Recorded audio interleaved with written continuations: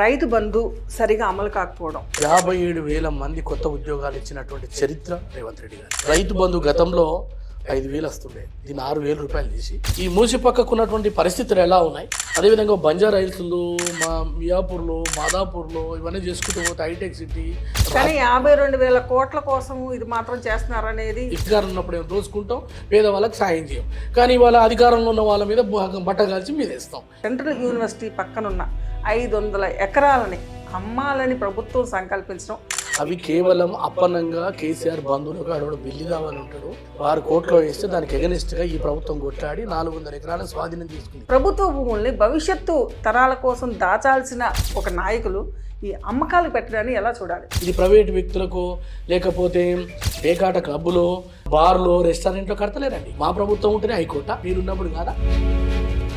రైతు బంధు సరిగా అమలు కాకపోవడం అండ్ హైడ్రా కూల్చివేతల ఆర్భాటం, ఈ రెండింటిని కొత్త ప్రభుత్వాన్ని ఏ కోణంలో ప్రజలు చూడాలని చెప్పి అంటారు మీరు? రాష్ట్ర ప్రభుత్వము వచ్చే నాటికే ఈ రాష్ట్రంలో 7.5 లక్షల కోట్ల అప్పు, పాత పెండింగ్ బిల్లులతో కలిపితే 8,20,000 కోట్ల రూపాయల అప్పు ఉంది. అందుకే మా ముఖ్యమంత్రి గారు ప్రజలందరికీ కూడా చెప్పిండ్రు, ఏంది 6,500 కోట్ల రూపాయలు జీతాలు, 6,500 గత ప్రభుత్వం తెచ్చినటువంటి అప్పుల మీద వడ్డీలు కట్టే కార్యక్రమం, మిగతా వాటిని సంక్షేమ కార్యక్రమాన్ని తీసుకుపోతున్నాం. కొద్దిగా ఇబ్బందులు ఉన్నా కానీ 1వ తారీఖున జీతాలు వేయడం, తర్వాత 57,000 మంది కొత్త ఉద్యోగాలు ఇచ్చినటువంటి చరిత్ర రేవంత్ రెడ్డి గారి. అందుకోసమే ముఖ్యమంత్రి గారు ఈ హంగు ఆర్భాటాలు లేదా దుబారా ఖర్చులన్నీ కూడా తగ్గించుకొని ప్రభుత్వం అనవసరమైనటువంటి వ్యయాలు పెట్టకుండా భవిష్యత్తులో ప్రజలకు ఏదైతే మన సంక్షేమ కార్యక్రమాలను ముందుకు తీసుకుపోవడానికి అన్ని కార్యక్రమాలు చేస్తూ ఉన్నారు. అందులో భాగంగా ఇవాళ రైతు బంధు గతంలో 5,000 వస్తుండే, దీన్ని 6,000 రూపాయలు తీసి ఇప్పటికి 4 ఎకరాల వరకు పడ్డది. ఖచ్చితంగా ఆర్థిక వెసులుబాటుగా అన్నింటి నుంచి తీసుకుపోయే కార్యక్రమం చేస్తూ ఉన్నాం. మేము కేవలం గతంలో ఏదైతే చెప్పినామో వ్యవసాయ భూములకు మాత్రమే ఇస్తామని చెప్పినాం, వాటిని చేస్తూ ఉన్నాం. రియల్ ఎస్టేట్ సంస్థలకు లేకపోతే పెద్ద పెద్ద భూస్వాములకు వాటినన్నిటి కూడా కట్ చేసుకుంటూ వచ్చాం. అందువల్ల ఇవాళ ముఖ్యమంత్రి గారు చెప్తున్నటువంటి ఏదైతే సంక్షేమ కార్యక్రమాలని ముందుకు తీసుకుపోవడానికి ఒక లైన్ పడుతుంది, ఒకదాని తర్వాత ఒకటి, ఒకదాని తర్వాత ఒకటి. ఎందుకంటే మాకు 16 నెలల సమయం అయింది, ఇప్పటికి ఇంకా మిగతా సమయం ఉంది. హైడ్రా అనేది ఇది కేవలం కూల్చివేతలకు సంబంధించి కాదండి. రాష్ట్ర ప్రభుత్వము చెరువుల యొక్క నియంత్రణ కానీ, అంటే దాని చుట్టుముట్టు ఎవరైతే ఆక్రమించుకున్నారో పెద్ద పెద్ద బడా పారిశ్రామికవేత్తలు కొత్త వెంచర్లు వేసి చెరువుని కబ్జాలు చేసి వేల కోట్ల రూపాయలు దోచుకున్నటువంటి వాళ్ళు కేసీఆర్ ప్రభుత్వంలో అనుమతులు తీసుకుని అక్రమంగా వాటిని అన్నింటిని కూడా ఇవాళ స్ట్రీమ్లైజేషన్ చేసి పేద వర్గాలను కూడా అక్కడ ఏవైతే అనవసరంగా కట్టుకున్నారో వాళ్ళందరినీ కూడా దూర ప్రాంతాలకు తొలగించేటువంటి కార్యక్రమం తప్ప పేదవాళ్ళకు వ్యతిరేకంగా తీసుకొచ్చిన కార్యక్రమం కాదు. ఎందుకు చెప్తున్నంటే ప్రభుత్వ భూములలో అక్రమంగా వెంచలేసినటువంటి దొంగల యొక్క దోపిడీదారుల యొక్క భయం తప్ప ఇది సామాన్యులకు మేలు చేసే కార్యక్రమం. పేద వర్గాలని కాపాడు, ఎందుకంటే ఇవాళ FTL ఎక్కడున్నది, బఫర్ జోన్ ఎక్కడున్నది, ఇవన్నీ కూడా తేల్చడం ద్వారా రేపు భవిష్యత్తులో కట్టబడేటువంటి బిల్డింగ్లు కూడా జాగ్రత్తగా కడతారు. అరే ఇది మనం అనవసరంగా FTLలో ఉందనుకో, కట్టడు వాడ బిల్డింగు, దాంతో ప్రభుత్వం కూడా మొత్తం కూడా దాన్ని ఫెన్సింగ్ చేస్తుంది, సుందరీకరణ చేస్తూ ఉంది, దాంతో అవేర్నెస్ రావడం. ఆ తర్వాత ఇవాళ మనము మురికి కూపంగా తయారైంది. హైదరాబాద్ ఇంత డెవలప్ అయింది, మీరు చూడండి ఈ మూసి పక్కకు ఉన్నటువంటి పరిస్థితులు ఎలా ఉన్నాయి. అదేవిధంగా బంజారా హిల్స్లో, మా మియాపూర్లో, మాదాపూర్లో ఇవన్నీ చేసుకుంటూ పోతే హైటెక్ City, Mokila, outer ring road చుట్టూ ప్రపంచ స్థాయి నగరంగా హైదరాబాద్ ఉన్నదంటే అక్కడ మాత్రమే ఉంది. కానీ ఇక్కడ దిగువ ప్రాంతంలో ఉండబడేటువంటి బలహీన వర్గాలు, పేదవాళ్ళు, రోజువారీ కూలీలు చేసుకునే వాళ్ళ పరిస్థితి వర్షం వస్తే, తర్వాత వరదలు వస్తే బతకలేనటువంటి పరిస్థితి, ఉండలేని పరిస్థితి. కాబట్టి మా ముఖ్యమంత్రి గారు థేమ్స్ నది తీరంలో కానీ లేకపోతే సింగపూర్లో కానీ కొరియాలో కానీ ఆ మురికి కాలువలో ఉన్నటువంటి వాళ్ళని అందరూ కూడా రిహాబిలిటేషన్ చేసి వాళ్ళకు డబుల్ బెడ్రూమ్లు ఇచ్చి నష్టపరిహారంగా వాళ్ళకి ఏదైతే కార్యక్రమాలు ఇచ్చి అక్కడ మునగకుండా దాని చుట్టూ కూడా మంచిగా గోడలు కట్టి వాటిని అన్నిటి సుందరీకరణ చేస్తూ చెట్లు పెట్టే కార్యక్రమం తీసుకున్నది తప్ప అది ఇంటి కార్యక్రమం కాదండి. నేను 100% చెప్తున్నా, ఒక మంచి కార్యక్రమం అది. ఏ ప్రభుత్వమైనా ఆలోచన చేయాలి, వాళ్ళకి నష్టపరిహారంగా ప్రభుత్వం ఆలోచన చేసింది. అందుకోసమే చుట్టూ ఉన్నటువంటి 16,000 కుటుంబాలని ఇవాళ హైదరాబాద్లో ఉన్నటువంటి డబుల్ బెడ్రూమ్లలో ఇచ్చే కార్యక్రమం కానీ, లేదా ఇమ్మీడియట్గా ఖాళీ చేస్తే వాళ్ళకి ఇచ్చేది కానీ లేకపోతే వాళ్ళకు ఉద్యోగాలు ఇచ్చే కార్యక్రమం కానీ ముఖ్యమంత్రి గారు తీసుకున్నారు. దీన్ని అందరూ కూడా అభినందించాలి. కానీ ఊరికి మేము ప్రభుత్వంలో లేము కాబట్టి మేము ఏదైనా ఆరోపణలు చేస్తాం అనే మాట ఏదైతుందో అది మంచిది కాదు. వర్షం వస్తే చాలామంది కొట్టుకుపోతారండి నాలాలలో. మనం చూస్తున్నాం కదా, హైదరాబాద్లో వర్షం వస్తే పేదవాళ్ళు ఎక్కడ ఉండాలి, ఆ మూసి ఉప్పొంగి చాలామంది కొట్టుకుపోయారండి, పిల్లలు పెద్దవాళ్ళు అందరూ. ఇటువంటి దాని మీద కనీసం మానవత్వం జాలి ఉండదండి. అందుకోసమే ముఖ్యమంత్రి గారు ఒక పునాది వేస్తూ ఉన్నారు. కానీ 52,000 కోట్ల కోసం ఇది మాత్రం చేస్తున్నారనేది ఇప్పుడు ఒక ఆరోపణగా దాన్ని ఎలా చూడాలి? ఇప్పుడు రాజకీయ ఆరోపణలు వాళ్ళు ఎంతైనా చేస్తారు. ఇంకా డిపిఆర్లు కాలే, ప్రాజెక్టు కాలే, కోట్ల రూపాయలు కాదండి. అక్కడ ఉన్నటువంటి వాటిని కొంత బ్యాంకు రుణం తీసుకొచ్చి లేదా కొంతమంది అక్కడ ఉండేటువంటి మోసి చుట్టూ చాలా భూములు కూడా ఉన్నాయి ప్రభుత్వానికి, వాటిని అనేది డెవలప్మెంట్కి ఇచ్చి చేస్తారు తప్ప దీన్ని ప్రభుత్వ బడ్జెట్లో పెట్టి లక్షల కోట్లు అనే నోటికి ఎంత వస్తే అంత మాట్లాడి మేము ప్రతిపక్షాలు ఉన్నాం ఏదైనా మాట్లాడతాం, అధికారం ఉన్నప్పుడు ఏమో దోచుకుంటాం, పేదవాళ్ళకి సాయం చేయం, కానీ వాళ్ళ అధికారంలో ఉన్న వాళ్ళ మీద బట్ట కాల్చి మీద వేస్తాం.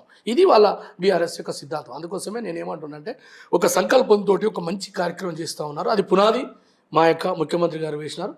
రేపు భవిష్యత్తులో కూడా ఏ ప్రభుత్వం వచ్చినా మమ్మల్ని ఆశీర్వదిస్తే మరొకసారి వస్తాం, లేదు అంటే మరో ప్రభుత్వం వచ్చినా ఈ కార్యక్రమం కొనసాగిస్తే మంచిదని చెప్తున్నాం. మీరు ఫైట్ చేస్తారు అప్పుడు దానిపైన 100% అండి, ఇందులో అనుమానం లేదు. మీకు ఒక మాట కూడా చెప్తున్నా, రేవంత్ రెడ్డి గారు తీసుకున్న సంక్షేమ కార్యక్రమాలు, అభివృద్ధి కార్యక్రమాలు, విద్య, వైద్యం, ఉద్యోగం అన్నిటికీ మించి దావోస్లో 1,78,000 కోట్ల రూపాయలు ఈ రాష్ట్రానికి పెట్టుబడి తీసుకొచ్చారు. గత సంవత్సరం ఆయన తెచ్చినప్పుడు 7 గ్రౌండ్ అయింది, 7 పరిశ్రమలు వచ్చినాయి, ఏమి రాలేదు. ఏమైనా ఆయన మంది మాగదులు డప్పులు కొట్టుకొని సంకలు గుర్తుకునే తప్ప ఎక్కడ లేవండి, ఎక్కడ కాలేదు, గ్రౌండ్ కాలేదు, పరిశ్రమలు రాలేదు. పరిశ్రమలు ఇవాళ ఈ రాష్ట్ర ముఖ్యమంత్రి గారు శ్రీధర్ బాబు లాంటి ఒక విలువలు కలిగినటువంటి లేదా నాలెడ్జ్ ఉన్నటువంటి గొప్ప మంత్రి దొరికిందండి. వారి పారదర్శకమైనటువంటి ఆలోచనలు ఈ భవిష్యత్తు తరాలకు విద్య, ఉద్యోగం కల్పించే కార్యక్రమాలు, వారు విదేశాల నుంచి తీసుకొచ్చే పెట్టుబడులు, రాష్ట్రంలో ఉండబడేటువంటి నిరుద్యోగుల పాలిట కల్పవృక్షం కాబోతా ఉంది. ఇది తెలంగాణ భవిష్యత్తుని దిశ తీర్చబోయేటువంటి దావోస్ పర్యటన. అందుకే ముఖ్యమంత్రి గారిని రైజింగ్ తెలంగాణ పేరుతోటి ఈ తెలంగాణని ప్రపంచ స్థాయి నగరంగా తీర్చిదిద్దబోతాం. హైదరాబాద్ రైజింగ్ తెలంగాణ వినడానికి చాలా బాగుంది, కానీ అదే తెలంగాణలో నగరం నడిబొట్టున ఏవైతే ప్రభుత్వ ఆస్తి నగరానికి ఒక ఆక్సిజన్ లాగా ఉన్నటువంటి హైదరాబాద్ యూనివర్సిటీ, సెంట్రల్ యూనివర్సిటీ పక్కనున్న 500 ఎకరాలని అమ్మాలని ప్రభుత్వం సంకల్పించడం ఎలా చూడాలి? ఒక విద్యార్థి నాయకుడిగా మీరు ఎలా చూస్తారు దీన్ని? మేడం, అవి యూనివర్సిటీ భూములు కావు. అది 25 సంవత్సరాల నుండి రాష్ట్ర ప్రభుత్వము కొట్లాడుతున్నటువంటి భూములు.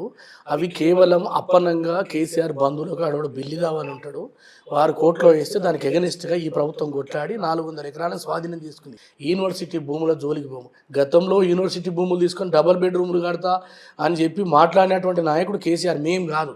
ప్రభుత్వ భూములను అప్పనంగా వారి మంది మాగదులకు దోచిపెట్టాను. ఇవాళ ప్రభుత్వము వాటిని అన్నింటిని కూడా తనఖా పెట్టి కొన్ని డబ్బులు తీసుకొచ్చి రాష్ట్రంలో ఉండబడేటువంటి లేదా హైదరాబాద్లో ఉండేటువంటి పౌరులకు సంక్షేమ అభివృద్ధి కార్యక్రమాల కోసం తప్ప ఇది వ్యక్తిగతమైన కార్యక్రమం కాదు. రాజేంద్ర నగర్ అగ్రికల్చర్ యూనివర్సిటీ పక్కన స్థలాల విషయంలో కూడా రేవంత్ రెడ్డి గారు అధికారంలోకి రాగానే ఇదే వివాదం తలెత్తింది. ఎందుకు ఇలా ప్రభుత్వ భూముల్ని భవిష్యత్తు తరాల కోసం దాచాల్సిన ఒక నాయకులు ఈ అమ్మకాలు పెట్టడాన్ని ఎలా చూడాలి? ఇప్పుడు హైకోర్టు ఉన్నదండి, అది ఓల్డ్ బిల్డింగ్లో నడుస్తుంది, ట్రాఫిక్ జామ్ అవుతుంది.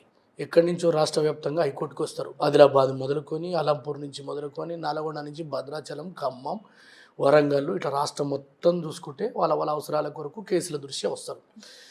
అక్కడి నుంచి ఎంత టైం పడుతుందో నగరం నుంచి ఇక్కడికి వచ్చేసరికి ఇబ్బందికరమైన పరిస్థితులు. రెండవది కంజెస్టెడ్గా ఉన్నది. వీటన్నిటిని కూడా మరి ఎక్కడ ఏమంటారు, తీసుకుపోయి మహబూబ్నగర్లో పెడతారా, నల్గొండలో పెడతారా? రాష్ట్ర రాజధాని సమీపంలో ఉండాలి. ఉన్న వాటిలలో 1000 ఎకరాలు రాజేంద్ర నగర్ అగ్రికల్చర్ యూనివర్సిటీలో ఉన్నది, దాంట్లో 100 ఎకరాలు కేటాయించినాము. ఇది తప్పు కాదు కదా. ప్రభుత్వానికి మరొక ప్రభుత్వ సంస్థనే సృష్టిస్తున్నాం తప్ప ఇది ప్రైవేటు వ్యక్తులకు, లేకపోతే పేకాట క్లబ్బులో, లేకపోతే ఇక్కడ బార్లో, రెస్టారెంట్లో కడతలేరండి. ప్రభుత్వానికి సంబంధించినటువంటి ఒక దేవాలయం లాంటి హైకోర్టుని కడుతున్నాము. అది దాంట్లో అందరిది మా ప్రభుత్వం ఉంటేనే హైకోర్టా, మీరున్నప్పుడు కాదా? అందరికీ హైకోర్టు. అదేంటిది, అందరికీ ఈ దేశంలో రక్షణ కొరకు ఉండబడేటువంటి ఒక దేవుడు లాంటి సంస్థ. ఆ సంస్థని మేము కడుతున్నాం, మీరు కూడా ఉపయోగించుకుంటారు రాబోయే రోజుల్లో. ఎవరైతే విమర్శలు చేస్తూ ఉన్నారో అది దానికోసం చేస్తుంది తప్ప వ్యక్తిగతమైనటువంటి వ్యాపారాల కోసమో మరొక దానికోసమో ఎక్కడ యూనివర్సిటీ భూములు కానీ హైదరాబాద్ భూములు కానీ తీసుకోబడతలేవు. ఇది 100% ప్రజా సంక్షేమం కొరకు ప్రభుత్వం చేస్తున్నటువంటి దూరదృష్టితో చేస్తున్నటువంటి ఆస్తుల కల్పన. మీరు చదివిన చదువులో జర్నలిజం సమాజానికి ఏదైతే కీలకమైందో జర్నలిజం అనేది మీరు చదివి ఉన్నారు. అసలు నిజమైన జర్నలిజం విలువలేంటి? మీరు ఒక రాజకీయ నాయకుడు అయినప్పటికీ కూడా నేను అడుగుతున్న ప్రశ్న, ఒక జర్నలిస్ట్ దృక్కోణంలో చూస్తే వ్యవస్థలో జర్నలిజాన్ని నిర్వీర్యం చేయాలనే ప్రయత్నాలు జరుగుతున్నాయా? ఈ రాజకీయ పార్టీల ఉద్దేశాన్ని ఎలా చూడాలి? జర్నలిజం అనేది ఉన్నది ఉన్నట్టుగా చూపించడం, అది ప్రజల గొంతుకై నిలబడడం, అన్యాయం ఎక్కడ జరిగితే అన్యాయం వైపు నిలబడి ప్రభుత్వం యొక్క పాశవిక దాడుల యొక్క కానీ లేదా పోలీసు యంత్రాంగం కానీ లేదా సమాజంలో బలవంతులని చెప్పుకునే వాళ్ళు పేద ప్రజలని మధ్యతరగతి వర్గాలని లేదా ప్రభుత్వానికి వ్యతిరేకంగా ఎవరైతే ప్రశ్నిస్తారో వాళ్ళందరినీ కూడా అణిచివేస్తే ఆ హక్కుల వైపు నిలబడేదే జర్నలిజం కదా. కానీ ఈ జర్నలిజాన్ని పార్టీలు వీళ్ళు వాళ్ళకు కట్టేసుకోవడం మీరే ఆరోపణ చేశారు. కేసీఆర్ ప్రభుత్వం పేపర్ పెట్టింది, ఛానల్ పెట్టింది, ఇది పెట్టింది అనేది. ఇలా రాజకీయ పార్టీలు ఓన్ చేసుకోవడాన్ని, వాళ్ళ ఆధిపత్యం చెలాయించడాన్ని మనం ఎలా చూడాలి, ఎలా నియంత్రించాలి? అన్యాయం జరిగినప్పుడు న్యాయం వైపు, అధర్మం పాటించినప్పుడు ధర్మం వైపు, అవినీతి ఉన్నప్పుడు నీతి వైపు, లేదా దోపిడి ఉన్నప్పుడు ఆ దోపిడికి వ్యతిరేకంగా, లేదా ప్రజల్ని అణిచివేసినప్పుడు ఆ అణిచివేతకు తిరుగుబాటుకు వ్యతిరేకంగా నిలబడి తప్పకుండా ప్రజల గొంతుక. కొన్ని సందర్భాల్లో బలహీనులు చెప్పలేకపోతారు. చాలా చోట్ల బలహీనులు మీన్స్ అందులో మహిళలు ఉండొచ్చు, అంటే మగవారి కంటే బలవంతులు కాకపోవడం వల్ల చదువు లేని వాళ్ళు కావచ్చు, లేదా కొన్ని వర్గాల ఆధిపత్యాలకు ఎదురించి నిలబడలేక తమ మౌనమైనటువంటి పద్ధతిలో ఉంటే వాళ్ళ ప్రజల పక్షాన ఈ జర్నలిజం నిలబడాలి. జరిగింది జరిగినట్టు చూపించాలి. కానీ మాకున్న వ్యూస్ని మేము చూపిస్తాం, లేదా ఉన్నత వర్గాల వైపు నిలబడతాం, డబ్బులు తీసుకొని నిలబడతాం, మీడియా ఇష్టం వచ్చినట్టు వ్యవహారం చేస్తూ ఉంటే అది జర్నలిజం అనబడదండి. అది కేవలం ఏమంటారంటే దాన్ని ఒత్తాసు వలికే పత్రికలుగా, ఒత్తాసు వలికే మీడియాగానే చూస్తాం తప్ప ప్రజలకు నిజమైంది ఏందో, అధర్మం ఏందో, న్యాయం ఏందో ప్రజలు గమనిస్తూనే ఉంటారు. కాబట్టి జర్నలిజంలో ఇవాళ 50 నుంచి 60% అండి మొత్తం దోపిడీ వర్గాల వైపు నిలబడుతున్నారు. నా బాధ అంతా అదే. రెండో విషయం, ప్రభుత్వాలు చేసేటువంటి పాశవికమైనటువంటి వాటిని సమర్థిస్తూ కూడా మాట్లాడుతూ ఉన్నారు. రెండో విషయం, ఎక్కడో హత్యలు జరిగితే కూనికూరల వైపు నిలబడుతున్నారు. అఘాయిత్యాలు జరిగితే వాటి గురించి మాట్లాడతలేరు. పిచ్చి వాటి మీద, అనవసరమైన వాటి మీద వ్యూస్ కొరకు, తమ వ్యూస్ కొరకు, తమ ఛానల్ యొక్క రేటింగ్ కొరకు ఏదైతే ఇవాళ కొన్ని చేస్తాను కొందరు, నేను అందరిని అంటలేను, అటువంటి వాటికి మనం వ్యతిరేకంగా నిలబడవలసినటువంటి అవసరం ఉంది. అందుకోసమే ఇవాళ రాజకీయ పార్టీలు తమ తమ అవసరాల కొరకు చేస్తూ ఉన్నాయి. దాంట్లో సరే కొందరు ఎక్కువ కొందరు తక్కువైనా, కానీ నేను జర్నలిజాన్ని ఒకటే కోరుకుంటున్నా, మీ ఛానల్ ద్వారా ధర్మం వైపు న్యాయం వైపు నిలబడండి. ప్రజలు మిమ్మల్ని ఆదరిస్తారు. సరే ఇవాళ వ్యూస్ లేకపోవచ్చు, లేదా మీ ఛానల్ తక్కువ మంది చూడవచ్చు, లేదా మీకు ఆదరణ రాకపోవచ్చు, యాడ్లు రాకపోవచ్చు, కానీ ఏదో ఒక రోజు ధర్మం గెలిచి తీరుతుందని నేను పూర్తిగా నమ్ముతున్నా. ఒక జర్నలిజం విద్యార్థిగా గతంలో నేను జర్నలిజం చేసిన, జర్నలిస్ట్గా పనిచేయలేక చదువుకున్నా. కాబట్టి అటువైపు నిలబడాలి. ప్రజా హక్కుల కొరకు, మహిళల హక్కుల కొరకు, ఆదివాసులు, గిరిజనులు, దళితులు, సమాజంలో పీడిత వర్గాలుగా లేకపోతే మూగగొంతులుగా నిలబడ్డ వాళ్ళ వైపు మీరు నిలబడితే తప్పకుండా జర్నలిజానికి నైతికత, ధర్మం వైపు ఉంటే కనుక తప్పకుండా వారు విజయం సాధిస్తారని నేను నమ్ముతా ఉన్నా. అందుకోసమే ఇవాళ తెలంగాణ రాష్ట్రంలో వింత పోకడలు పోతా ఉన్నారు. అంటే ఇవాళ వాళ్ళ అవసరాల కొరకు మాట్లాడుతూ తమ ప్రభుత్వంలో ఉంటే ఒకటి, వేరే వాళ్ళ ప్రభుత్వంలో ఇంకోటి ఒకటి వచ్చేటువంటి విధానాలు ఏవైతే ఇప్పుడు కొనసాగుతూ ఉన్నాయో దాన్ని మనం వ్యతిరేకిస్తున్నాం తప్ప జర్నలిజాన్ని ఏనాడు కూడా మేము అవహేళన చేయం. పత్రిక స్వేచ్ఛని కానీ, మీడియా స్వేచ్ఛని కానీ, మీడియా హక్కులను కానీ తప్పకుండా ఈ ప్రజాస్వామ్యం లోపల రేవంత్ రెడ్డి గారి సర్కారులో తప్పకుండా వారి యొక్క హక్కులను కాపాడబడుతుంది. ఇంత స్పష్టంగా వ్యవస్థ పట్ల, ప్రజల పట్ల, ప్రజా సమస్యల పట్ల ఇంత అవగాహన ఉన్న మీకు ఒక అధికారం వచ్చే అవకాశాలు కనుచూపు మేరలో ఏమైనా కనిపిస్తున్నాయా? మిమ్మల్ని ఒక కీలకమైన పదవిలో చూడొచ్చా? మీ భవిష్యత్ కార్యాచరణ ఏంటి? కాంగ్రెస్ పార్టీలో నేను కొనసాగుతున్నా. 9 సంవత్సరాలు టీపీసీసీ అధికార ప్రతినిధిగా ఉన్నా. రేవంత్ రెడ్డి గారు ఎప్పుడైతే పీసీసీ అధ్యక్షులు అయినారో వారు నాకు రాష్ట్ర ప్రధాన కార్యదర్శిగా బాధ్యతలు ఇచ్చి రాష్ట్రంలో ఎక్కడ కార్యక్రమం చేసినా నన్ను ముందుండి మాట్లాడించి నాకు ఒక అవకాశం ఇచ్చింది. తప్పకుండా టికెట్ కొరకు ప్రయత్నం చేసినాం. ఎమ్మెల్యే కావాలి, ఎంపీ కావాలి, మంత్రి కావాలి, అన్ని ఆశలు ఉంటాయి, తప్పలేదు. కానీ ఇయ్యలేదని చెప్పేసి పార్టీ నుంచి దూరం పోం.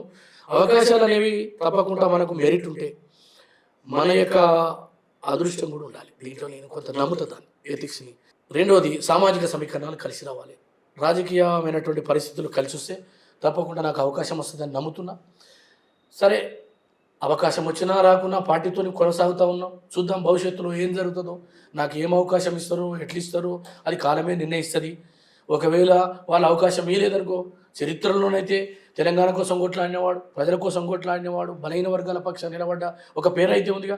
దేశంలో అందరూ రాజకీయ నాయకులు, ఎంపీలు, ఎమ్మెల్యేలు కావాలని లేదు మేడం. మనం కొట్లాడతాం, అవకాశం కోసం ప్రయత్నం చేస్తాం, కాలేకపోవచ్చు, దాంట్లో ఏమున్నది. మనం అయితేనేమో మంచిది, కాకపోతే మరీ మంచిది. డెఫినెట్లీ ఆశాజీవిగా ఉంటాం, ఆశ కోసం ప్రయత్నం చేస్తాం. తప్పకుండా ఈ రాష్ట్ర ముఖ్యమంత్రి రేవంత్ రెడ్డి గారి నాయకత్వంలో ఇప్పటికే చాలామంది అవకాశాలు వచ్చినాయి. మహేష్ గౌడ్ గారు పిసిసి అధ్యక్షులు అయినారు. ఒక బలహీన వర్గాల బిడ్డ, అద్దంకి దయాకర్ దళిత బిడ్డ, దామోదర్ రాజనరసింహ మాదిగ సామాజిక వర్గం, పొన్నం ప్రభాకర్ బలహీన వర్గాల బిడ్డ, బీసీ బిడ్డ, ఇట్లా అనేకమైన మందికి అందరికీ అవకాశాలు వచ్చినాయి.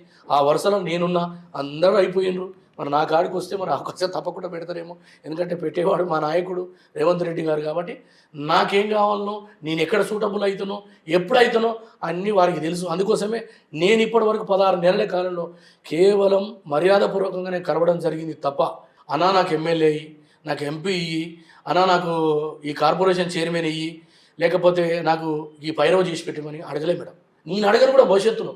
నాకు ఇది అని వారు ఏది ఇస్తే అది తీసుకుంటా, దాని ప్రకారమే నడుచుకుంటా. మా నల్గొండ జిల్లాలో మీకు తెలియదు కాదు, మా నల్గొండ జిల్లాలో రెడ్డి సామాజిక వర్గం యొక్క ఆధిపత్యం ఉన్నది. వాళ్ళు ఉన్నంత మాత్రాన మాకు నష్టం జరగదు. ఒక శంకర్ నాయక్ ఇచ్చిండ్రు, ఓ అద్దంకి దయాకర్ నల్గొండ జిల్లానే. గతంలో కొమ్ము పాపయ్య మా కాంగ్రెస్ పార్టీలో ఉన్న బలైన వర్గాల నాయకుడే. ఓ చెక్కల శ్రీనివాసరావు అనేటువంటి ఓ సద్బ్రహ్మరం మా నల్గొండ జిల్లా నుంచి వచ్చిండు. రాజ్యసభలు కూడా మా నల్గొండ జిల్లాకు వచ్చినాయి, ఎంపీలు అయిన ఎమ్మెల్యేలు అయిన అందరికీ వచ్చినాయి అవకాశాలు. అట్లా నాకు కూడా అవకాశం వస్తుంది. రెడ్డి పరిపాలించినంత మాత్రాన, మరొకరు పరిపాలించిన మాత్రాన నాకు అవకాశం రాదు అని నేను ఆధారపడను. పార్టీ కోసం పనిచేస్తా. పార్టీ కోసం పనిచేసిన వాళ్ళు కూడా గొప్ప నాయకులుగా ఉన్నారు ఈ దేశంలో కూడా. వారు మీకు దూషులు, ధర్మభిక్షం లాంటి వారు అనేక రోజులు కమ్యూనిస్ట్ యోధులు ఉన్నారు. గౌతు లచ్చన్న ఉన్నారు, మందకృష్ణ మాదిగ ఉన్నారు. సమాజంలో అణగారిన వర్గాల హక్కుల కోసం వారు ఈ దేశంలో అతి ఎక్కువ కాలం నడపబడ్డ, స్వాతంత్రం తర్వాత నడపబడ్డ ఉద్యమాలలో ఒకటి ఎంఆర్పిఎస్ ఉద్యమం, 2 బీసీ ఉద్యమం ఆర్ కృష్ణయ్య గారు. ఇది కాదా వాళ్ళ నాయకులు అయ్యిండ్రా? వాళ్ళకి ఇప్పుడు అవుతుండొచ్చు కావచ్చు. ఆర్ కృష్ణయ్య గారు ఒకసారి ఎమ్మెల్యే అయినారు, మొన్న రాజ్యసభ అయినారు. అంతమునపు అయితే ఉద్యమాలే చేసినారు, గొప్పగా కీర్తించబడ్డారు. అందుకోసమే అటువంటిది మహాత్మా గాంధీ ఏమైనా ప్రధానమంత్రి అయినా ఈ దేశంలో పట కాలే కదా. చాలామంది ఉన్నారు కదా. ఇప్పుడు ఆ దూపగుంటలో లక్ష్మణ పేరే ఉంది మేడం, దూపగుంట రోషమ్మ రాజు సారా వ్యతిరేక ఉద్యమం నడిపింది, కీర్తించబడ్డది దేశంలో. అందరు ఎంపీలు ఎమ్మెల్యేలు కావాలంటే కాదు కదా, అవకాశం అనేది వస్తారు, లేకపోతే లేదు. కానీ డెఫినెట్గా కాంగ్రెస్ పార్టీలో మంచి కార్యకర్తగా, ఓ తెలంగాణ పోరాట యోధునిగా, ఓ బలహీన వర్గాల బిడ్డగా ఈ కీర్తి ప్రతిష్టలు తప్పకుండా మూట కట్టుకుంటా. ప్రజల సంక్షేమం కొరకు, ప్రజల హక్కుల కొరకు నిరంతరం నా కంఠాన ఊపిరినంత వరకు ప్రయత్నం చేస్తాను. ప్రజల పట్ల మీకున్న అంకిత భావానికి సరైన సముచిత స్థానం మీకు అందాలని కోరుకుంటూ ఆల్ ది బెస్ట్ కైలాష్ నేత గారు. Thank you so much.